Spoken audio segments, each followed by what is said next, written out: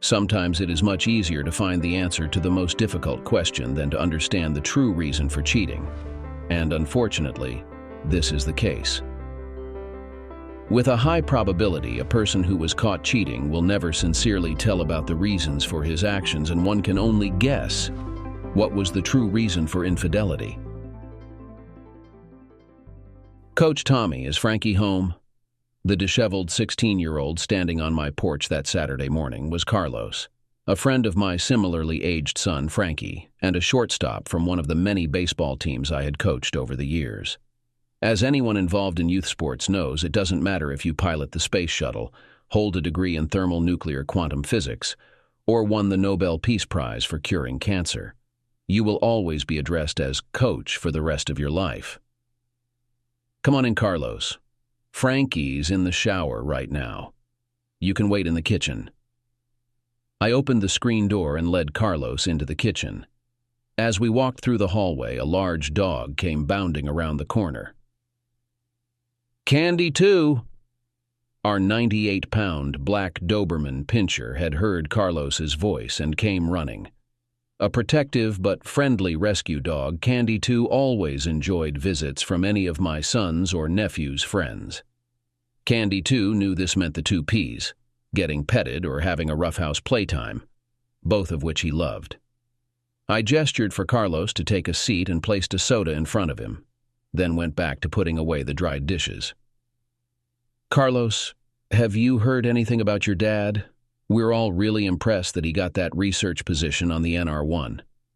Nerwin, Carlos corrected. What? I asked, glancing over my shoulder at him. The NR1 nuclear research submarine is called the Nerwin. Dad said it's never been officially named, but everyone calls it that. Good to know, Carlos. Still, I bet your dad will be one of the few marine biologists to spend 8 weeks in a nuclear sub, crawling along the ocean floor.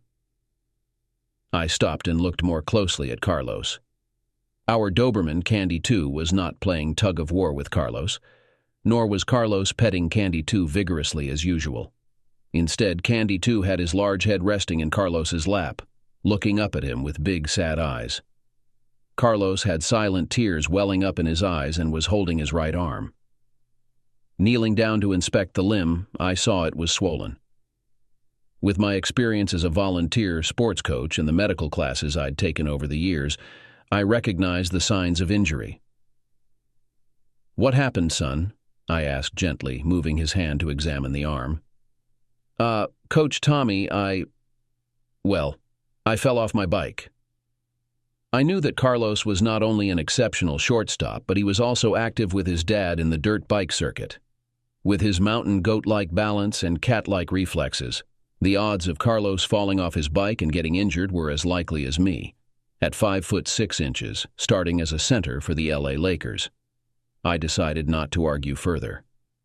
Carlos, we need to get you to the ER right away. I pulled out my phone. What's your mom's number? I'll have her meet us at the ER.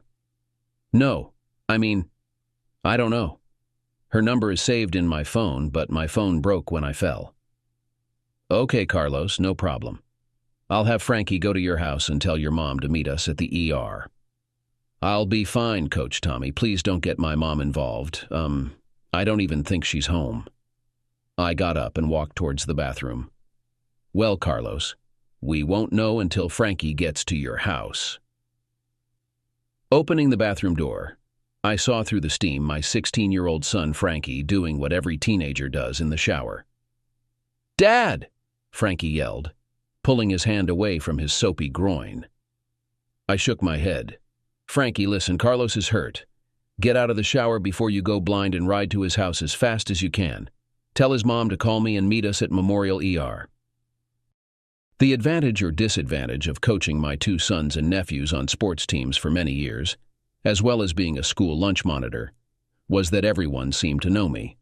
From the receptionist to the X-ray technician, almost everyone had either been on one of my teams or had a relative, friend, or acquaintance who was involved in a sports program I was part of.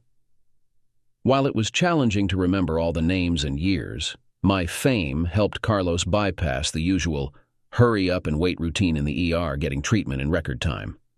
I was worried because Carlos's mother hadn't shown up yet or called, and I was very upset that my son Frankie wasn't answering my calls or texts.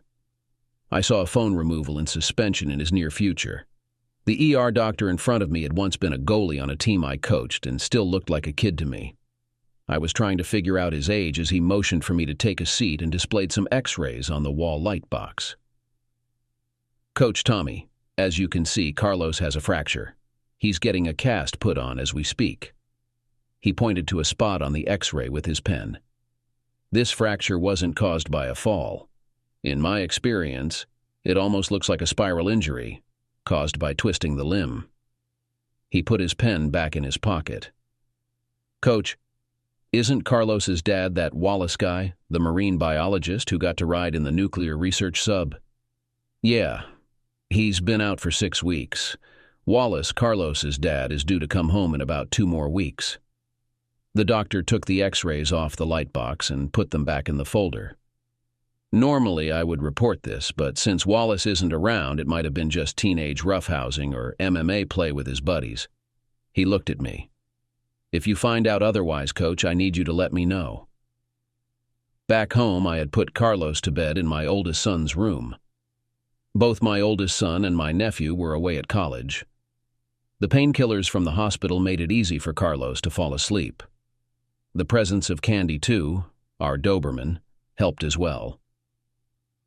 I was still worried because we couldn't reach Carlos's mother, and I was extremely frustrated that my son Frankie wasn't answering his phone. In that state of mind, I picked up the phone when I saw Frankie's name on the display.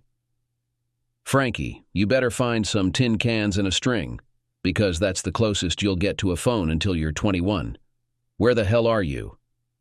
Dad, I'm in front of Carlos's house. Wonderful, I growled. Is Carlos's mom there? Did you knock on the door? Is her car in the driveway? Did you try the neighbors? It's been almost 6 hours. There was a hesitation. Dad, Carlos's mom has been home the whole time. I think her name is Anna. You've met her. She's kind of a MILF. But I haven't, talked to her yet. What? I yelled. You go tell that woman right now. Do you hear me? Have her call me immediately. She must be worried sick about her son. Dad, Frankie said. Carlos called me from the hospital. He begged me not to tell his mom where he was. Carlos called you? I asked. He said his phone was broken. I could almost hear Frankie shrug over the phone. I don't know, Dad. Just that Carlos made me swear not to tell his mom where he was. I tried to stay calm. Frankie, if you want to hear some swearing, wait until you get home. Now march up to that house and tell that woman where her son is before I reach through this phone and slap you into yesterday. 15 minutes later, there was a frantic pounding at my door. When I opened it, an anxious, attractive lady about my height with light brown hair rushed in before I could say a word. Despite her small stature, she made a lot of noise. Oh my God, Tommy, I'm so glad you found Carlos. Is he all right? Where is my boy? Where is he?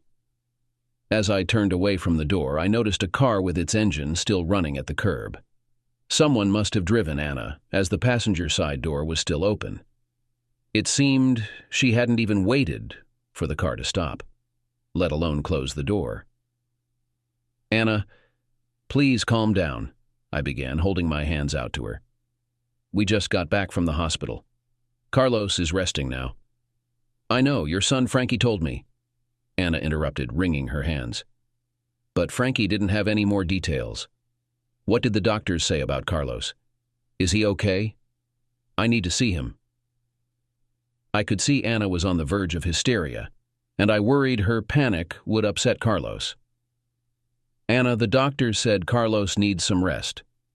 Actually, they told him to take it easy, but I figured a little stretching of the truth was necessary. Why don't we let Carlos sleep and we can talk about what the doctor said in the kitchen?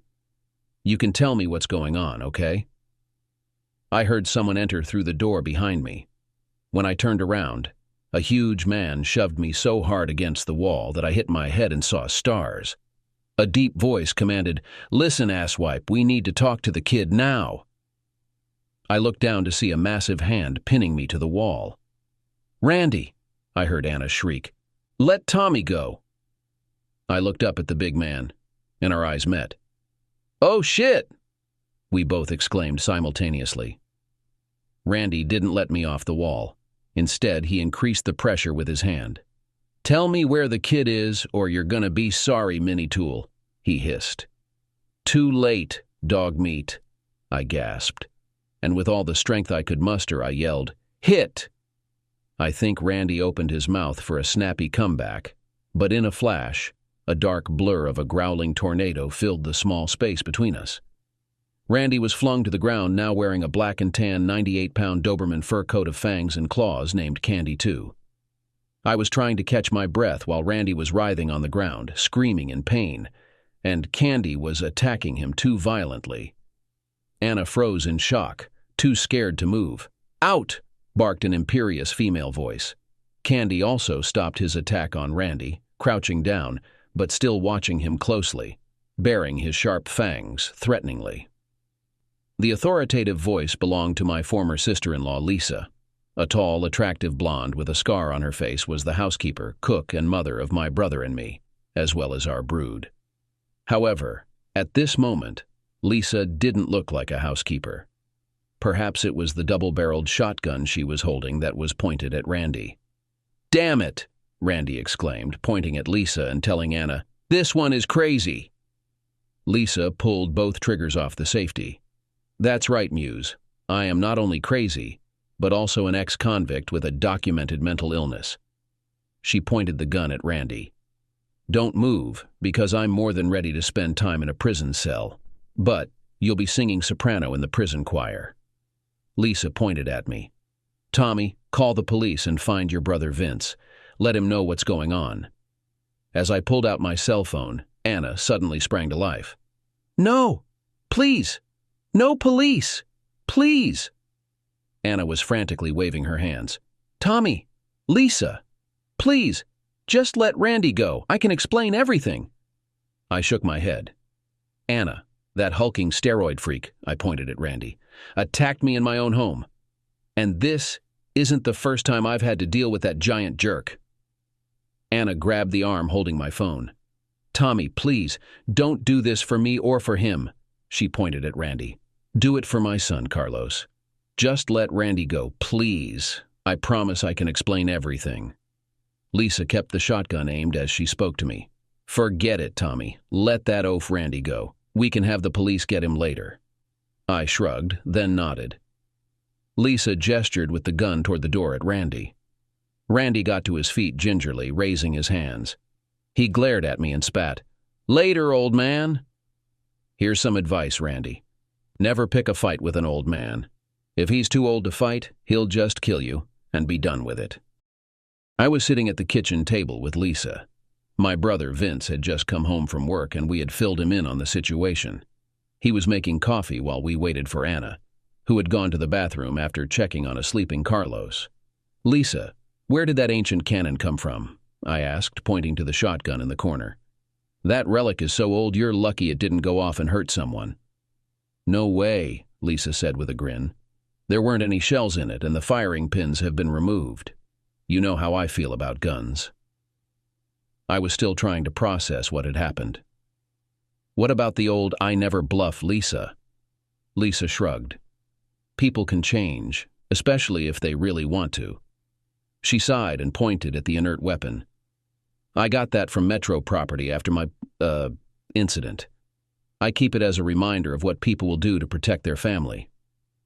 Lisa glanced at my brother, her ex-husband Vince, then down at her nails, wistfully. "And what people, especially me, should do to protect their family." My brother Vince and his ex-wife Lisa had a complicated relationship. Lisa would remarry Vince in a heartbeat. But after her affair, Vince saw her as nothing more than the mother of his children. I don't mean to say he treated her badly. Lisa was at our house every day, her old home, with both Vince and me paying her to be the domestic goddess for us and the kids.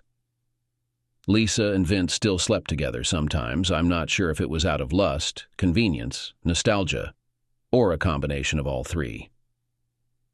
I never saw or heard of Lisa dating.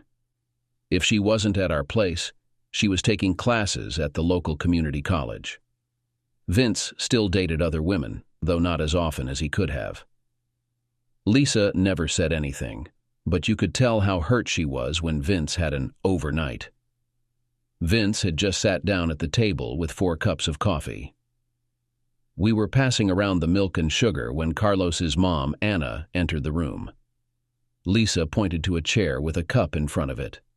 "Okay, Anna, sit down and start talking. What the hell's going on?" Vince was stirring her coffee. "How in God's name is Randy involved in this?" Taking a sip of my coffee, I suggested, maybe the Nazis weren't hiring, so he was available. Both Vince and Lisa gave me a look as Anna sat down and took a deep breath. "Wallace, my husband has been gone almost 2 months. This is the first time we have been apart for so long." She paused to compose herself and took a sip from her cup. "I know after the county cut his position last year that my job at the supermarket wasn't enough. Wallace just hasn't been pulling his weight. He has a doctorate in marine biology, for God's sake. Yet he was working at a mall aquarium pet store and cleaning pools." Anna's eyes filled with disgust. What kind of man goes from being a top leading researcher in the country to vacuuming scum from the bottom of other people's pools? I thought Lisa was going to leap across the table. "A real man, you stupid twat," she spat. "A father and husband who puts nothing before the welfare of his family." Lisa shook her head. "You shit Randy, didn't you, you dumb bitch?" It was a statement, not a question. Anna's mouth dropped open as Lisa continued. "You shit that worthless, useless, good-for-nothing Randy. And that, you stupid ass, is going to screw over your husband and the whole family." Anna got defensive. "At least Randy owns his own business. He must be doing well. Did you see that Mercedes CL he drove me here in?"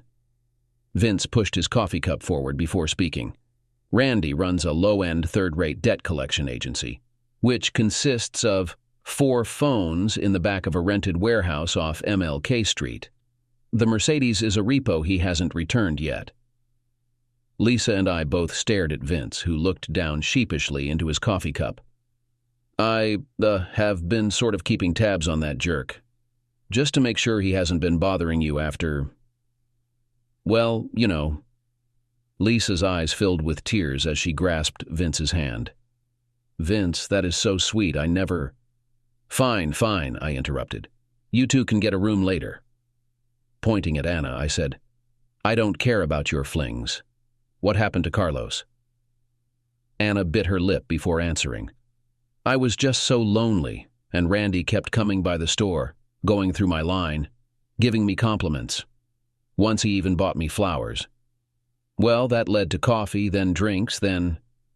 Well, this afternoon we were in, a romantic position when Carlos came home unexpectedly." The table erupted. "You hooked up with that loser in your own house, on your own bed?" "No," Anna countered. "What kind of woman do you think I am? We used Carlos's room." I almost fell out of my chair. Anna tried to talk herself out of it. "I was going to change the bed linen, clean up the room. I swear it was the first time a momentary stupidity after too many glasses of wine at lunch." I've never seen Vince or Lisa speechless, but both were too stunned to speak. Anna closed her eyes. "Carlos came in just as Randy was in the middle. An awkward situation." "Bullshit!" Lisa spat out. All eyes turned to her. Lisa looked at Vince and me. "This idiot just told us that Randy was engaged in intimacy." "That's bullshit." Anna looked around like a cornered animal. I slammed my hand on the table. Who cares if she engaged in intimacy with the entire 7th Fleet during a high-definition broadcast during the Super Bowl break? I pointed at Anna. "What happened to Carlos?" Anna took a deep breath. "It's so awkward. I didn't even see Carlos until he lunged at Randy and started hitting him." She covered her face with her hands. "It was a big mess. Randy and Carlos were rolling on the floor." Vince and Lisa both jumped out of their chairs. "You let that bastard lay a hand on your child." Anna began to cry. I was in shock. I finally managed to pull Randy off Carlos, but Carlos ran out of the room before I could throw something on and go after him. Lisa walked to the sink and poured out her coffee. Throw something on? You should have run buck into rush hour traffic on the highway to get your son, if that's what it took. She turned to face Anna. What were you thinking? Anna snapped back at Lisa. Look who's talking. Lisa didn't flinch as she replied. You're a cheating... And yes, it takes one to know one. I felt like I was going to vomit. Anna, I notice you didn't send Randy away. That musclehead drove you here. What, you just went back to bed and finished screwing? No, I didn't do that, Anna retorted irritably, then fell silent. But Randy tried to force me. She exhaled, as if that could ever happen. I threw up my hands. Yes. Seeing your mother cheating on his father must have really killed the romance, I commented sarcastically. Anna tried to defend herself. You don't understand. I've called him on his cell phone 1,000,000 times. I was afraid to go out looking for him so as not to miss him when he returned. I was on the verge of a nervous breakdown and was about to call 911 when Randy stopped me. Vince leaned back in his chair. Oh, that should be great. I can't wait to hear what your lover said, which was more important than finding your child. Anna had the decency to blush. Randy said that the cops would take my son Carlos, hand him over to social services, and I would be arrested for being a bad mother and endangering the welfare of the child. Randy said Carlos's ego was just hurt. We could talk to him when Carlos cools down. That's it, Vince muttered. The sense of self-preservation is all about you. And again, you were only thinking about how all this would affect you. Did Randy by any chance mention that he's going to jail for assaulting a minor? Anna continued as if Vince hadn't said anything. Randy claimed that we could keep it a secret. He knew a guy who could buy Carlos a used hot rod car, the dream of every novice driver. Maybe he even introduced Carlos to girls who owed Randy some kind of debt. So you were going to bribe Carlos to keep quiet? I asked. It looks more like Anna was getting paid for services rendered, Lisa commented. So Anna, do you set such a price? A used car and some girls for your son? Are these conditions listed on your website with girls of easy virtue? I was repulsed by the conversation and stood up from the table. Well, Anna, tell Randy that his extensive medical experience needs an update.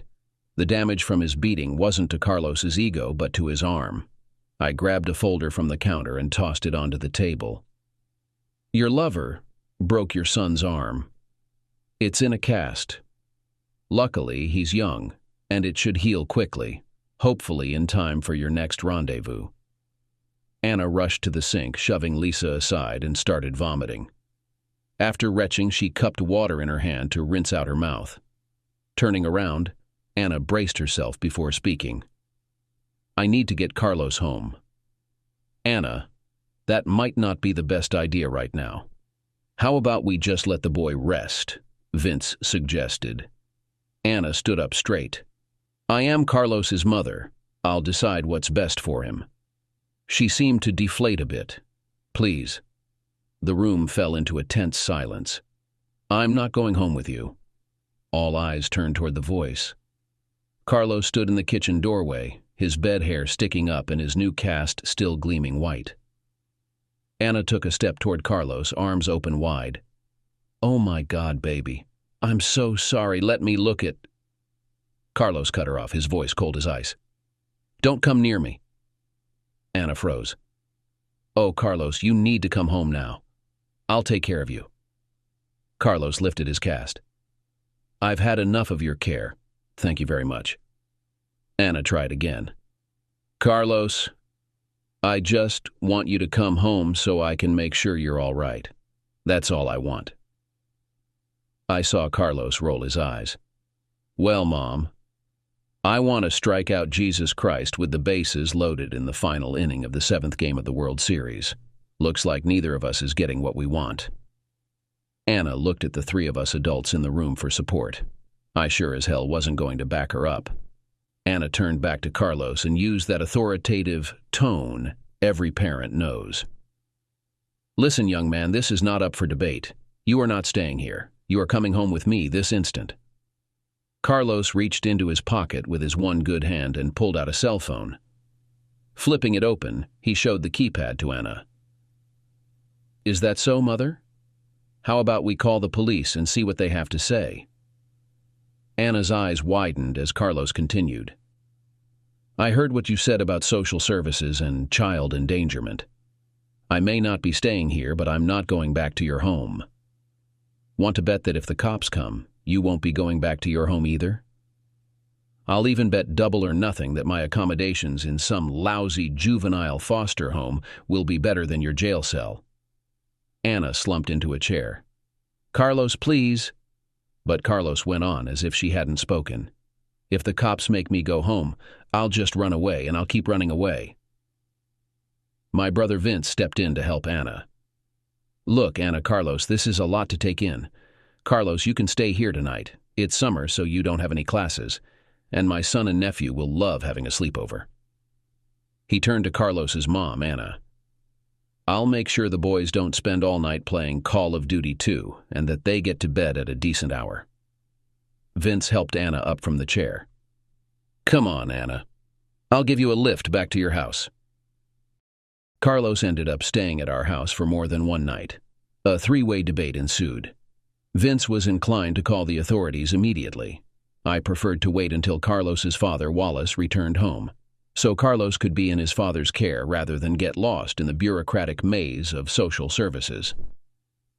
Lisa also wanted to wait for Wallace's return, but felt that the family should handle the situation themselves. Her own experience with incarceration made her reluctant to subject another mother to the same fate.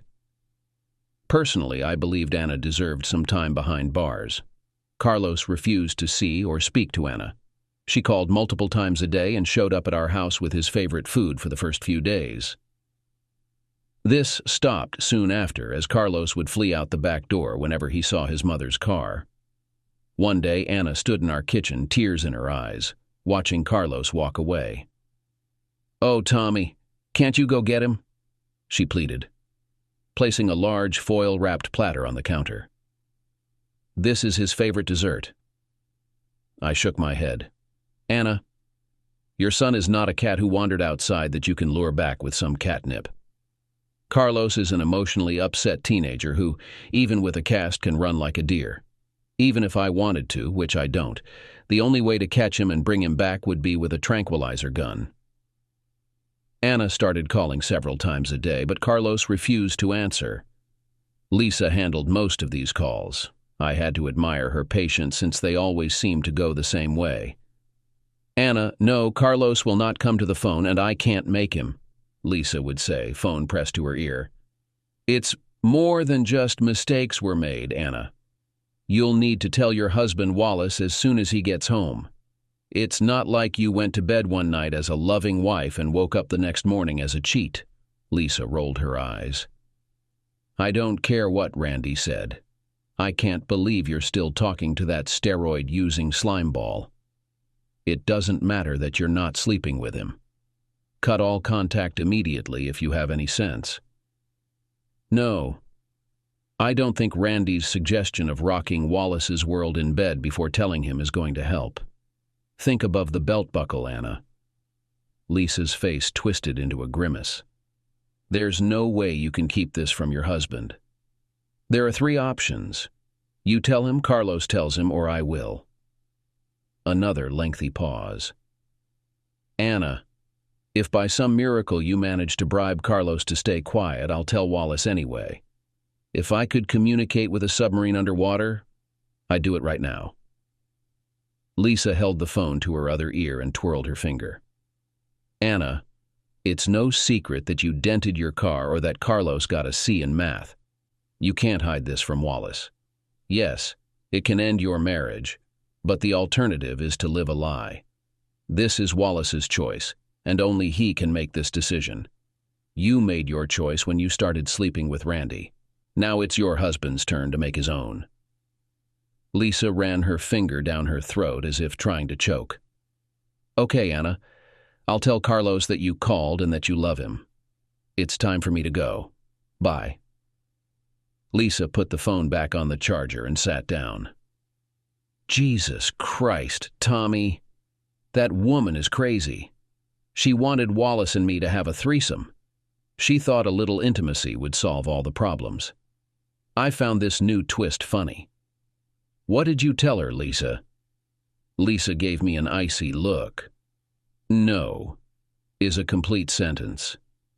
I put a cup of coffee in front of Lisa. Does Anna think she can live happily ever after like you? Lisa poured some sugar into her cup. Of course, because my fabulous life is based on a real story. So, Lisa, the head of the family, what do you think will happen to Carlos's family? Lisa stared intently into her coffee for a moment. Writer Sugna once noted that while a husband might be hurt by cheating and divorce, kids can be profoundly devastated by it. Even without a divorce, cheating can deeply affect them. Children of a cheating parent often internalize a great deal of shame because half of them is that parent, a traitor. They might think the cheater didn't truly love their other parent, and perhaps didn't really love them either. I sat down across from Lisa. Do you think that applies to our kids? Lisa looked sorrowful. I hope not. I was fortunate that you and Vince allowed me to be a constant presence in their lives. I pray I've been able to undo some of the harm I caused. I waved my hand dismissively. You've more than made up for it. I appreciate you taking care of my boys after my ex-wife Brandy. Well, you know, I hadn't seen or heard from Brandy since she got out of jail, and I refused to give her money. My boys still kept in touch with her via Facebook, but to them, Brandy was more of an abstract relative than a mother. Lisa had become their mother figure, and they called her Aunt Mom.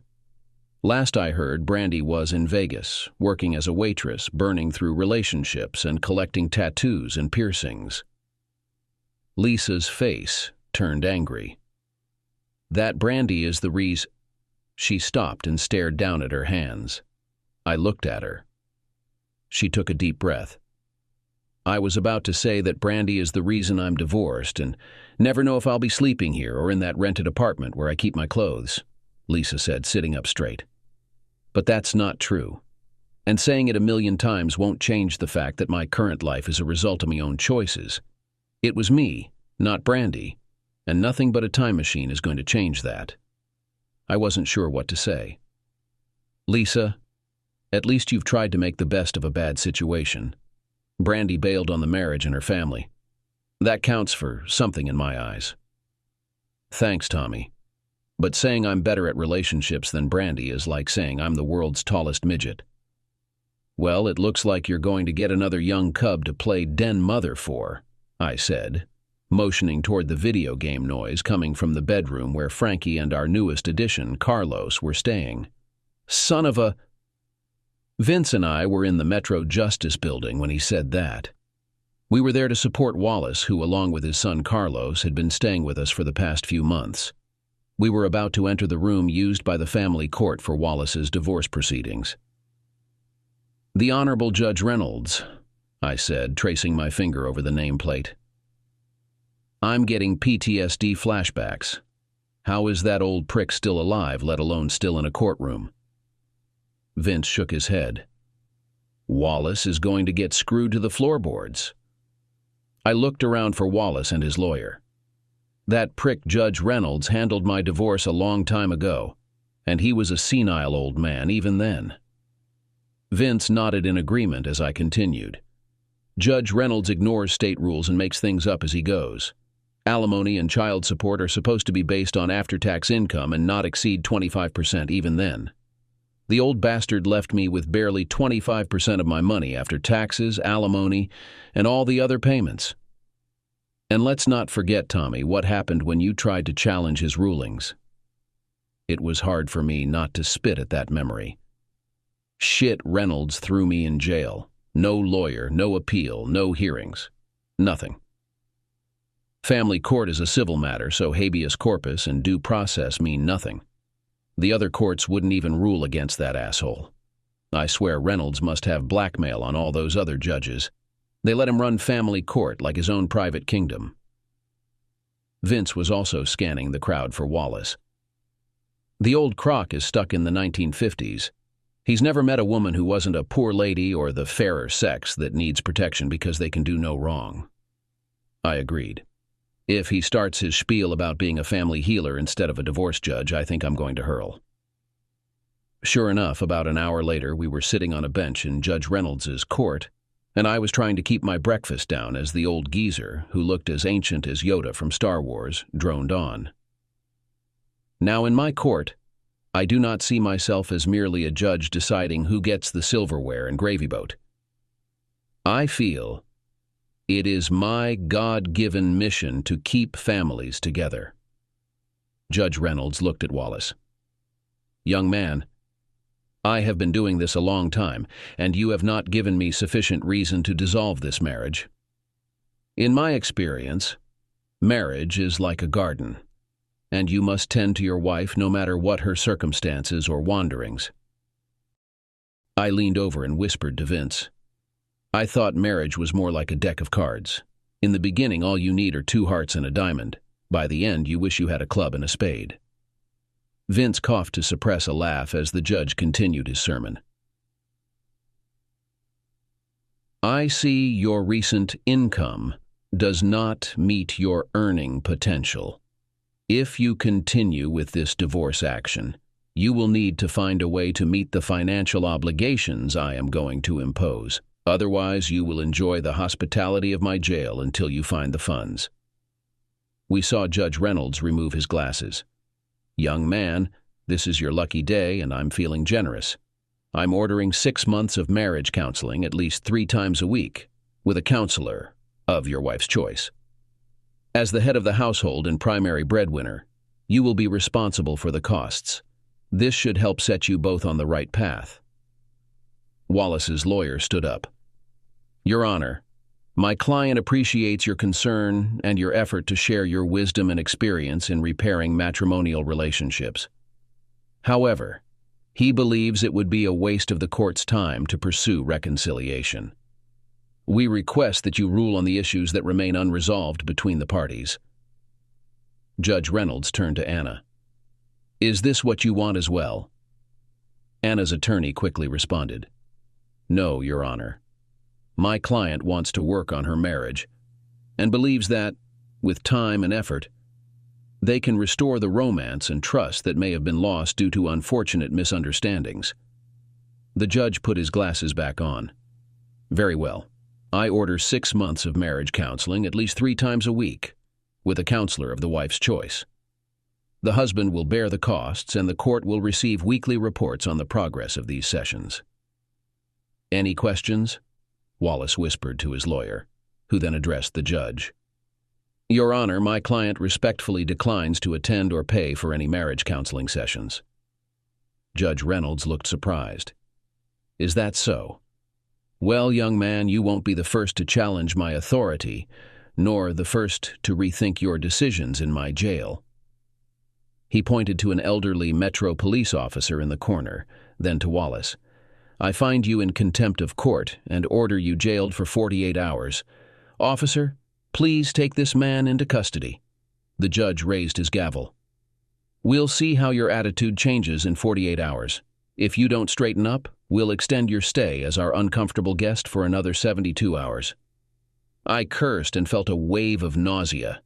It was like a flashback. I had been in Wallace's exact position, even in that same chair. Vince leaned over to me. Déjà vu, he whispered. I've seen all this bull before. But before Judge Reynolds could bring down his gavel, a tall, well-groomed man who looked like he had stepped out of a Hollywood casting call stood up from the sparse audience. Your Honor, may I address the court, please? Judge Reynolds glared at him.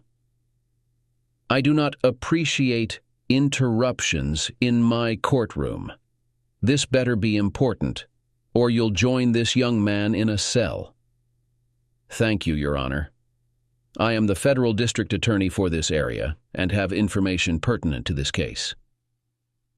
Reynolds looked displeased. Fine, approach the bench, but make it quick. I have a schedule to keep. The federal attorney strode quickly to the front of the room and handed a thick stack of papers to the court bailiff. As you can see, Your Honor, I have a writ from the federal district court requiring that man, he pointed at Wallace, to be available as needed for a government project of great importance. Reynolds quickly scanned the papers before tossing them aside. This is my courtroom, young man. My word is the law here. I fail to see how this concerns my colleagues in the federal judiciary. The federal agent paused for a moment. I understand, Your Honor. However, as you can see, the writ prevents incarceration except in cases of criminal conduct. In such instances, the federal government reserves the right to determine the correctional facility.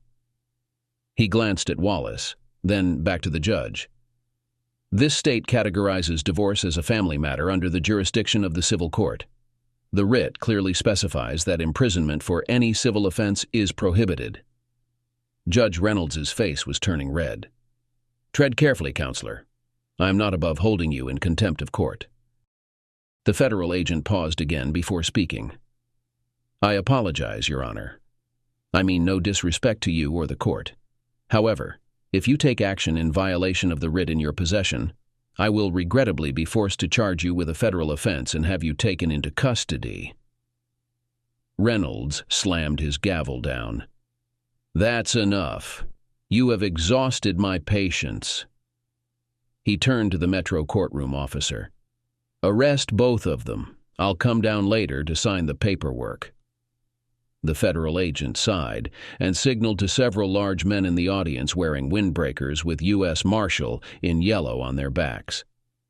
I'm sorry to do this, Your Honor. Marshals, please remove the judge and detain him. I saw the stenographer bolt from the room as the big men filed silently out of the seated rows, moving purposefully toward the raised court dais and the seated Judge Reynolds.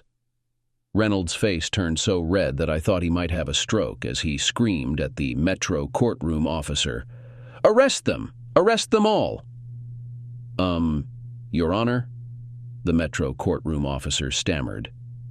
The federal officer looked kindly at the elderly Metro courtroom officer. Officer, please remain still, or you will also be charged and taken into custody. When the marshals reached Reynolds, he was standing on his chair, his bare feet in sandals visible beneath his black robes, spittle flying from his mouth as he yelled, This is my court! You are all in contempt! All of you! None of you will escape detention! While the rest of the courtroom sat in stunned silence, I felt like jumping up and leading a cheer. Suddenly, both old oak doors at the back of the courtroom opened, and it seemed as if every judge in the county flooded in like a tide of black robes. We had been hurried out the previous morning, only to find ourselves in the same seats in the same room the next day. The difference this time was that Lisa had joined us, and a young blonde woman who looked like she could be my son's high school classmate was now presiding in a black robe on the dais. I was nursing a bit of a hangover from an impromptu celebration that had erupted in a bar across the street from the courthouse the day before. Most of the attorneys were buying rounds of drinks, and court clerks, cops, and attorneys were all trying to outdo each other with the most outrageous Judge Reynolds stories. My head was still pounding when Vince leaned in and spoke quietly enough for Lisa and me to hear. One of the court clerks in the cafeteria said they pulled this judge out of traffic court to handle family court. Apparently, family court is the least desirable assignment for a judge. No wonder no one ever tried to unseat Judge Reynolds. Traffic court? Lisa asked, looking at the young judge. She doesn't look old enough to have a driver's license. The young female judge tapped the gavel, calling the room to order, and addressed the attendees. Judge Reynolds retired yesterday after a long and distinguished career on the bench. A ripple of laughter spread through the courtroom. The young judge smiled, acknowledging the obvious. I will be presiding over the cases where he left off. We sat fidgeting as Anna and Wallace's lawyers huddled with the judge at the dais out of earshot. As they returned to their respective benches, I thought, let the games begin. The judge glanced at both parties before speaking. As always, it comes down to money. She shuffled some papers in front of her. I see both of you have nearly equal amounts in your retirement accounts after the husband's withdrawal last year." Wallace's lawyer intervened. "That was to prevent my client's house from being foreclosed after he was laid off last year, Your Honor." The judge nodded without looking up. "Since your salaries are roughly equal and there isn't much left in the bank accounts, there will be no alimony for either side." She turned to Anna. "I understand you're claiming your husband is hiding funds." Anna's attorney stood up. "Yes, Your Honor. The husband completed a lucrative contract with the U.S. government a few months ago. That money should be considered marital property."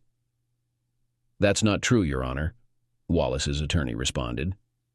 "My client was subcontracted by a foreign company that required him to open a bank account in that country for the funds to be deposited upon completion of his contract." The young judge gestured for the attorney to speed it up. Wallace's lawyer handed some documents to the bailiff to give to the judge. "As you can see, the current law does not require income earned outside the country to be taxable or reportable until it is brought to these shores." The judge furrowed her brow. "I thought that only applied to corporations." "Yes, Your Honor, that's correct. As you can see, my client has a corporation in the same country, as his contract required."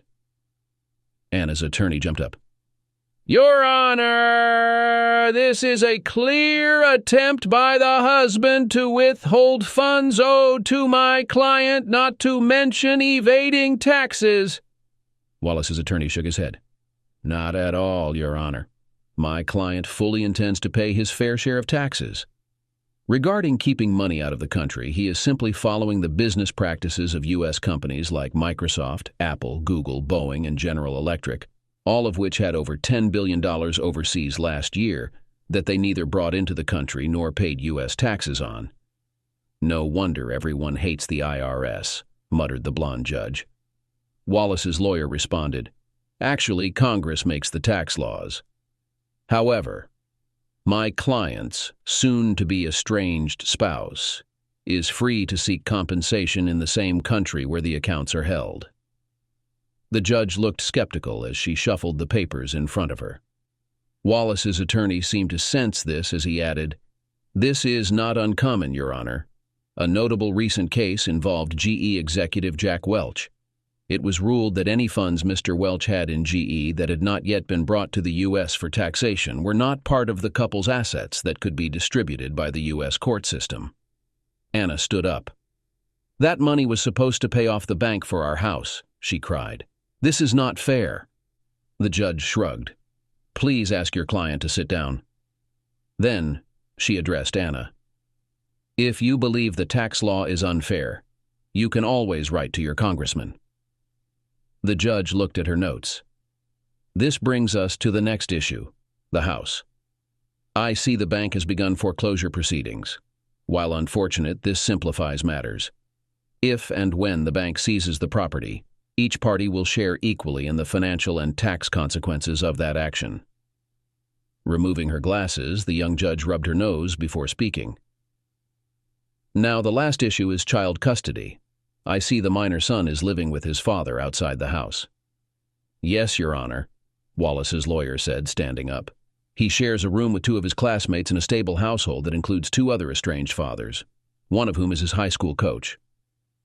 "Sounds like a real boys' club," the judge commented. The attorney pointed to Lisa. "Well, Your Honor, one of the boys' mothers provides domestic service and does the cooking to ensure a woman's touch is present." The judge looked at Lisa and nodded. "It's good to see an older, mature lady in that man cave to provide a stable female influence." Lisa forced a smile, but muttered to herself, "Who does Miss think she is, calling me old?" The judge then turned to Anna and held up some papers. "Your spouse has cited adultery as the catalyst for the dissolution of your relationship and provided documentation, which you have not contested. While this is not the overriding factor, I would be lying if I said I wasn't considering it when ruling on child custody." The judge now turned toward Wallace. "The state guidelines strongly favor the mother getting physical custody and being the custodial parent, with the father granted liberal visitation rights." I saw Wallace slump in his chair as she continued. Additionally, the fact that you may leave again for work, a task that keeps you out of communication for an undetermined period, inclines me to follow the state recommendations." My body began to tense. I knew Wallace was about to get the short end of the stick. Suddenly, a short, overweight, balding man near the courtroom doors stood up. "Your Honor, I apologize for disturbing the court, but may I have a moment to speak with you? It concerns this matter." The judge glanced at the portly gentleman in an ill-fitting suit and tie. "You're not with the federal government too, are you?" A wave of laughter filled the courtroom. The heavy-set man joined in, chuckling. "No, sir, ma'am, Your Honor." Shaking her head, the judge waved him forward. "Come on down. Even with this circus, I doubt you can outdo yesterday's fireworks." As the man waddled down the aisle, he made eye contact with Vince. They both nodded briefly at each other. I looked at Lisa, who had a puzzled expression on her face. When he reached the bench, a flurry of papers was passed around. Surprise was evident on everyone's faces. The large man in the ill-fitting clothes began speaking. "As you can see, Your Honor, any concerns about the custody of the minor in question are no longer relevant. The young man has been declared an emancipated minor by the courts. He now has all the rights and responsibilities of an adult, except for voting and drinking. He can own property, must pay taxes, and is no longer a legal obligation of his parents. He can choose to live with either parent or neither." The judge looked at both Anna and Wallace. "Why is this only being brought up now?" The large man replied, "Neither party was involved in the filing, Your Honor. I just received the ruling this morning. It has been processing for some time, but as Your Honor knows, our legal system is not known for its speed and efficiency. I guess we're done here." The judge tapped her gavel. "Get a copy of the court papers from the clerk. An official copy will be mailed to you. Next case, please." Both Lisa and I glanced at Vince, who had a cat that ate the canary look on his face. "What?" Vince said. "Carlos and I can't shoot for the moon? Even if we missed, we'd still be among the stars." I shook my head. "Or re-enter the Earth's atmosphere and die a fiery death in a crash upon re-entry." Even before the courtroom proceedings of Anna and Wallace, it felt like Wallace and his son Carlos had always been part of the household. Wallace's financial contribution was given to Lisa, but she invariably spent it on the house or the boys. We had to insist she buy something just for herself. Carlos and the two boys were inseparable. Lisa tolerated the typical antics that occur when there's more than one teenage boy, and she never seemed flustered. That's why I was surprised at how upset she was a week after Wallace's divorce was finalized. "Tommy, the police were here today," Lisa said. "I bet I can guess why," I replied. "This is not funny, Tommy. Why did you file a complaint against Randy?" "Lisa, no man assaults me in my house and just walks away." "Damn it, Tommy, you know Randy got his butt kicked, literally. You didn't even get your hair messed up." I gave Lisa a look. "Are you defending that jerk?" Lisa looked shocked. "God, no. But I just don't want any connection to him or him to this household. After my interview, the Metro Police told me they're issuing a warrant for Randy's arrest." "Well, someone who commits assault should be arrested, Lisa. Do you think that was a wise decision, Tommy?" "Lisa, listen. If Randy weren't so dumb, he'd still cover about an acre." Lisa was not amused. "Please, Tommy, I'm just concerned something will happen. It's not like we have a lot of firearms and a backhoe." A few days later, I was gathering the kicking tee after junior varsity football practice. JV is designed for high school freshmen and sophomores to gain experience for future varsity play, or for juniors who lack the size or skill for the varsity team. The JV coaching role was voluntary, unglamorous, and the program often used hand-me-down equipment from the varsity squad. Due to school budget cuts, I occasionally had to dip into my own pocket. Despite this, I considered it a small price to pay to be involved in my son's and nephew's sports activities. I was so focused on my task that I didn't notice the man's presence until I heard the sound of knuckles cracking. Seeing Randy's hulking figure in front of me was a shock, to say the least. "Time for payback, you little asshole," Randy said, swinging his arms. "I gotta leave town because of your squealing." I looked around. The locker room was on the other side of the field, with Randy between me and it. Randy noticed my glances. "You have nowhere to run, and this time no devil dogs will save you. Are you going to take the hit on your own?" He lunged at me, moving fast for a man his size. Fortunately, I was wearing cleats and managed to dodge his grasp as he slipped on the turf. I sprinted toward the nearest sideline with Randy in pursuit. As I reached a pile of equipment, I could hear his labored breathing behind me while I frantically searched a large mesh bag. Professional NFL quarterbacks can throw a football at speeds approaching 50 mph. I wasn't an NFL quarterback, but I had a strong arm that could throw a pretty good spiral. The first football I threw hit Randy right in the face. When he raised his arms to protect his face, I struck again. Randy might have been dumb, but he was a tough nut to crack. Soon I ran out of balls, but Randy shook his head and got up from the ground. "Is that all you're capable of, asshole?" he teased, rushing at me with open arms again. Randy screamed in pain, clutching his arm. Many years ago, one of my teams gave me an old-school whistle. It wasn't a shiny plastic whistle, but a heavy piece of polished chrome steel with a long, sturdy, genuine leather strap. This weighty relic was heard on 3 football fields. I spun the thick whistle on the strap in an arc and brought it down on Randy's other hand. Keeping at arm's length, I danced around Randy, hitting him with a whoosh. But his muscles were covered with a thick layer of fat. Even my best punches only made him grumble. I admit I didn't aim very well and couldn't hit bone like I did with the first 2 punches. Randy covered his head with his hands and rushed at me. As I was retreating, my cleats got tangled in a mesh ball bag. I fell to the ground and Randy fell on top of me. I hit my head and arm on the edge of the bench. I heard a crash, and everything went dark. I opened my eyes and saw my nephew's face mere inches from mine, dominating my field of vision. "Hey, Frankie, your dad's awake," he yelled right into my ear. I spotted my son sprawled out in a hospital chair, eating a pudding cup. As I looked around, I saw the typical setup of a hospital room, with various monitors connected to me and a white cast on my left arm. A hospital food tray sat on a movable cart. The plate still had remnants of some mystery meat, but everything else was gone. Hi, Dad," Frankie said, placing the spoon back into the now empty pudding cup. "How are you feeling?" He glanced at his cousin and then at the empty food tray. "We, figured you wouldn't feel like eating when you woke up." My nephew gave a guilty nod. "Yeah, Uncle Tommy, they were going to throw the food away. Frankie and I didn't want it to go to waste." I could only shake my head. Teenagers have an insatiable appetite. "That's fine, boys. Are you still hungry?" A redundant question. Teenage boys are always hungry. Both boys shook their heads. I turned to Frankie. "How did I end up here?" I lifted my plaster-covered arm. "What happened?"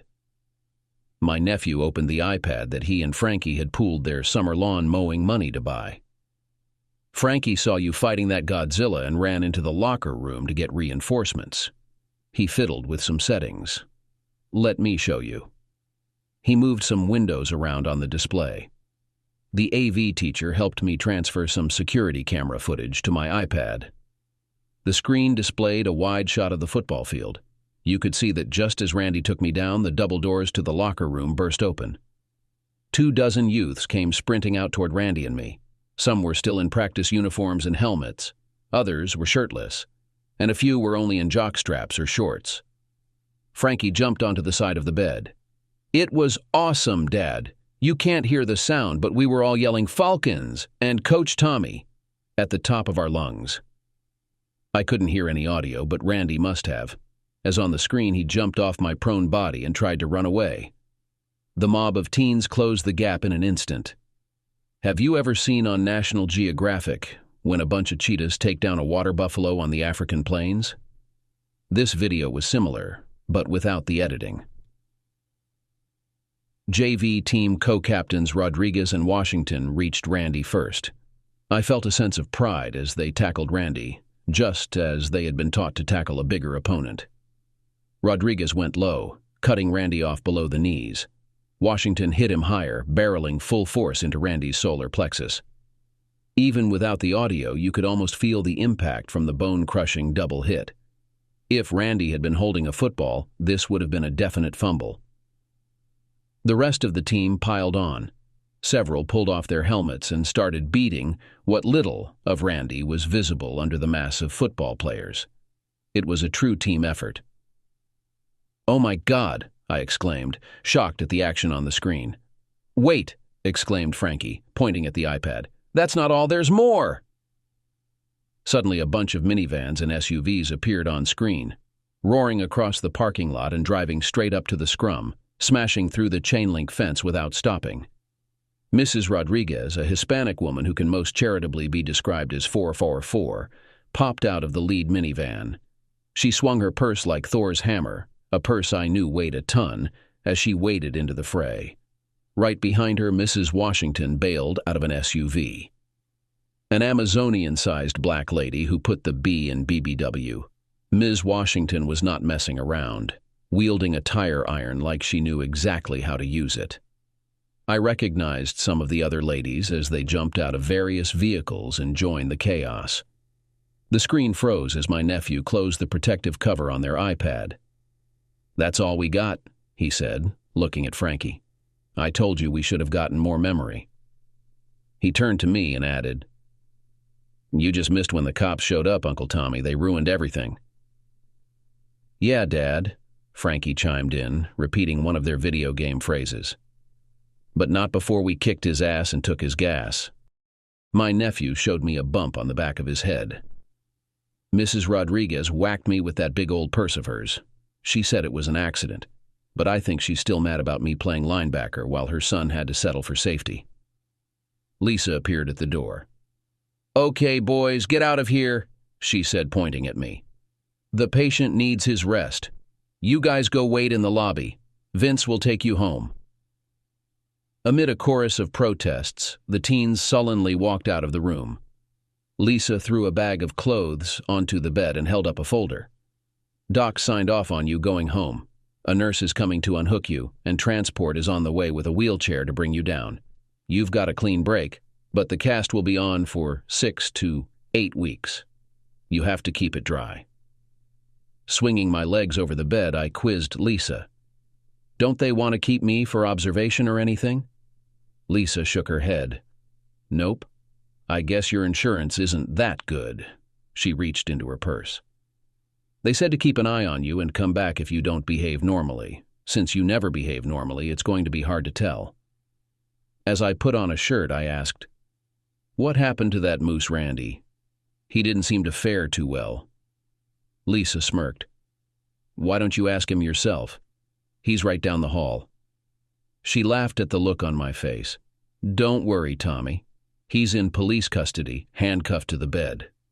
Even if Randy could move, with all his broken bones, the only place he's going is up the river, to the state correctional institution."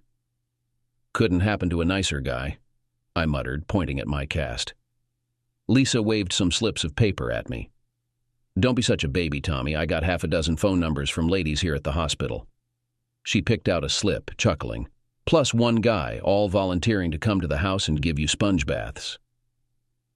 Several years have passed since that day.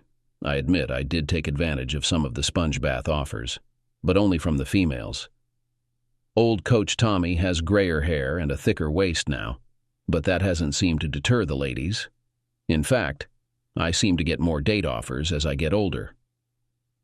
The NR-1 nuclear submarine was decommissioned, and parts of Wallace's work were declassified. It involved tracking submarines by examining tiny changes in ocean-bottom sea life that other subs had passed over. Apparently, this was a significant discovery in marine biology, earning Wallace a department chair at one of the country's leading universities. We still see Wallace when he visits his grandson in town. Both my sons and nephews have long since moved out, but are nearby with families and careers of their own. Vince and I still live in the same house, and Lisa is still around. I never understood why Lisa didn't just move in. She spends most of her time here anyway. Lisa and Vince haven't remarried, but Vince rarely dates anyone else, and I know Lisa doesn't date at all. I guess their relationship has evolved into a friends with benefits situation. Today I was amazed as Lisa and Vince hauled countless bags onto the kitchen table. Our latest Doberman rescue, a red female named Try Candy, whined in anticipation of dog treats hidden in the piles of packages. "My God, Lisa," I said, surveying the plethora of boxes and bags covering the tabletop and spilling onto the floor. "We're only babysitting the twins for the weekend, not adopting them and their entire preschool class."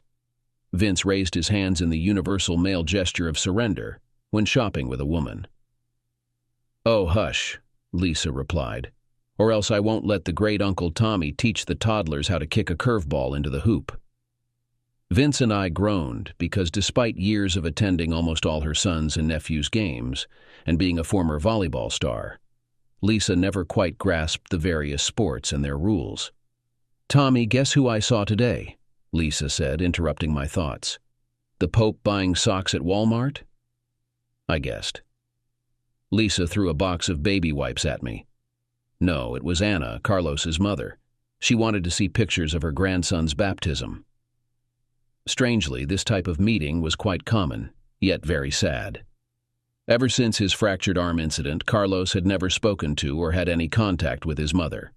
Every card, letter, or package Anna sent to Carlos's home or work was returned unopened. Any gift Anna bought for her grandchild was immediately donated to the local hospital charity. If Anna was anywhere and Carlos saw her, he would gather his family and leave immediately. Anna was left to stalking her only child and his family, watching her grandson from a distance. "Yeah, Anna cornered me in the drugstore last week about that," I said, opening a box of dog biscuits and having Try Candy go through her tricks. Anna thought since I'm her grandson's godfather, I'd have more pictures. "Did she make you an offer you couldn't refuse?" Vince asked, quoting the famous Marlon Brando movie line. "Hardly," I said, shaking Try Candy's paw. "Anna always has that haunted, guilty look. It's almost tragic." "I wonder what it will take for Carlos to let his mom back into his life," Lisa mused. "Just holding her grandson would be heaven for Anna." I petted Try Candy on her head. "I think B.B. King said it best. Everybody wants to go to heaven, but no one wants to die to get there."